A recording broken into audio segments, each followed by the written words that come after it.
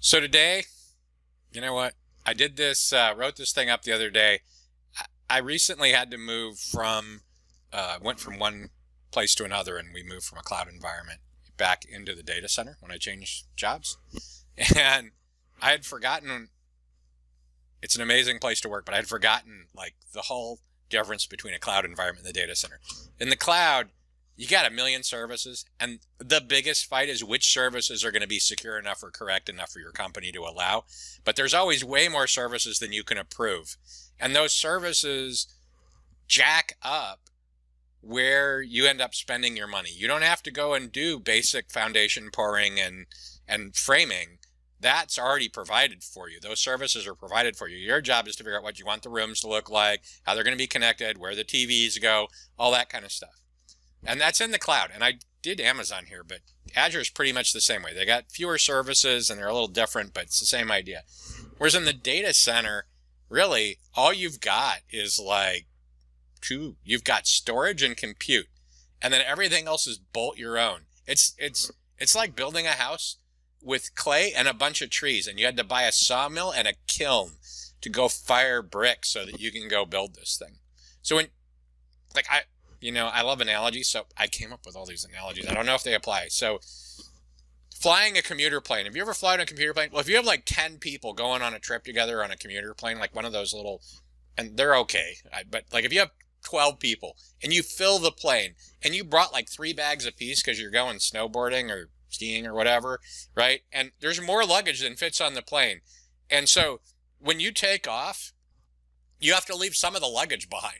That's what it's like when you go to the data center. Oh, and you had to weigh everybody and sort them and load them on the plane in the right order so that they'll squeeze into the rack space or in the plane, right?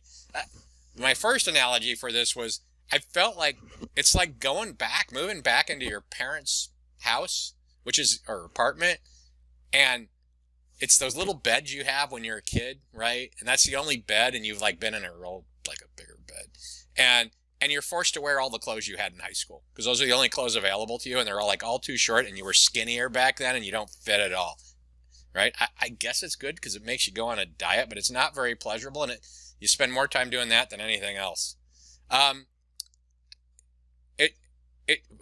The other thing it reminds me sort of is like in the cloud, you have like all this fidelity. You get like there's no limit amount of data you can capture, all those kinds of things. And so if you've ever like when you get your first 4K TV, right? Like if you could afford one and it was 65 inch and your previous TV was like this big and it was 720p and suddenly you could see the blades of grass on the football game. Well, moving back into the data center is the reverse. It's like getting the old TV back and having to sit on the couch and watch the game from that far away. It's sort of like living in the cheap seats, even though it's pretty expensive, actually.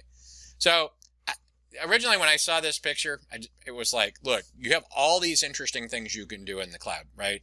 You have this highly flexible, scalable capability beyond. I mean, I worked for one place where we spun up 40,000 machines a night and tore them down. Like we were lucky if we could do 4 at the data center. It's highly adaptable, and you can do network isolation, process isolation, LOB isolation, all things that can be really difficult without super geniuses to do in the on-prem data centers. And there's a service or pattern for every kind of process you want to do. Well, not every, but it's getting there. Pretty soon it's going to be there. So when you got to move from that cloud environment back into a data center, you kind of got to decide what are the 2 or 3 things that are important you got to get good at. And then what you end up doing is you have a much smaller set of choices, and it requires a lot deeper involvement, not smarter, but deeper involvement. And a lot of times that stuff gets mixed together. You're like, well, we don't have room for another machine. I guess we'll put this extra thing on there that we wouldn't do if we were in the cloud because we'd want isolation. So that's it. I really just wanted to, so everybody talks about moving from the data center into the cloud, and there's a lot of work. There's a lot of compliance. There's a lot of security stuff to do. But man, you don't appreciate it till you go the other way. Good luck, and don't do that.